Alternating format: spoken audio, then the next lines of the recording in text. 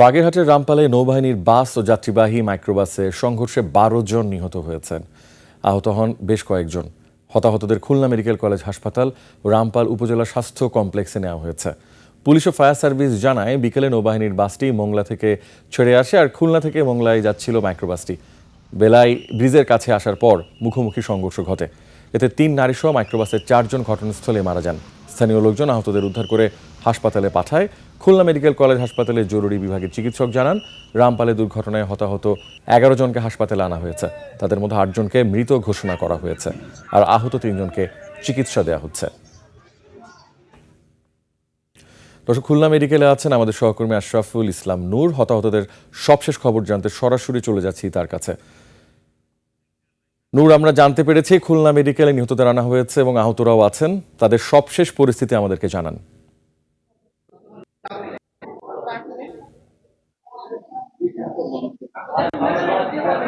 খুলনা জেলার কয়রা উপজেলার অন্তাবনিয়া থেকে বিয়ে করে আব্দুর রাজ্জাক তার স্বামী স্ত্রী এবং তার নববধূ পুত্রবধূ নিয়ে বাগেরহাটের মোংলাতে ফিরে যাচ্ছিলেন। সেই ফিরে যাওয়ার পথে নৌবাহিনীর একটি মিনি বাসের সাথে মুখোমুখি মাইক্রোবাসের সংঘর্ষ হয়ে এই ঘটনায় কিন্তু ১৩ জন মারা গেছে, যার ৪ জন মহিলা এবং 5 জন শিশু এবং 4 জন পুরুষ।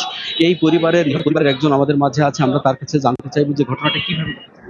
অ্যাকচুয়ালি এই পরিবারটি একটা বিবাহ অনুষ্ঠান শেষ করার পরে কয়রা থেকে মোংলায় নিজেদের বাসায় ফিরে যাচ্ছিল। মোংলায় যাওয়ার কিছুক্ষণ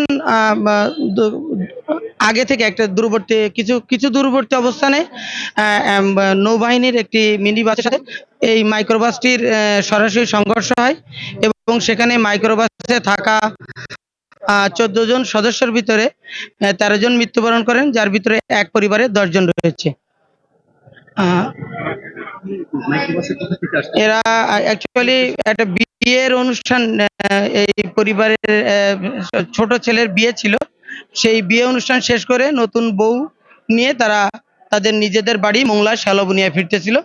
ফেরার পথে রিয়াজ, ধন্যবাদ আপনাকে। রিয়াজ, আমরা যেটি জানতে পারলাম যে মোংলা পৌরসভার 8 নং ওয়ার্ড বিএনপির সভাপতি আব্দুর রাজ্জাক তার ছেলে সাবিরকে বিয়ে দিয়ে কয়রা উপজেলা থেকে ফিরতেছিলেন নিজের বাড়িতে। সেই ফেরার পথেই কিন্তু এই মর্মান্তিক সড়ক দুর্ঘটনা ঘটেছে এবং এই সর্বশেষ এখন যে খুলনা মেডিকেল কলেজ হাসপাতালের মর্গে 9টি মরদেহ রয়েছে এবং বাকি 4টি মরদেহ কিন্তু বাগেরহাটে এখনো রয়েছে এবং এই শোকাহত মর্মাহত পরিবারের এই করুণ আর্তনাদ কিন্তু এই হাসপাতালের পরিবেশ এখন ভারী করে তুলেছে। রিয়াজ, এই ছিল খুলনার মেডিকেল কলেজ হাসপাতালের সামনে থেকে সর্বশেষ। আশরাফুল ইসলাম নূর, আপনাকে অসংখ্য ধন্যবাদ। স্থানীয়রা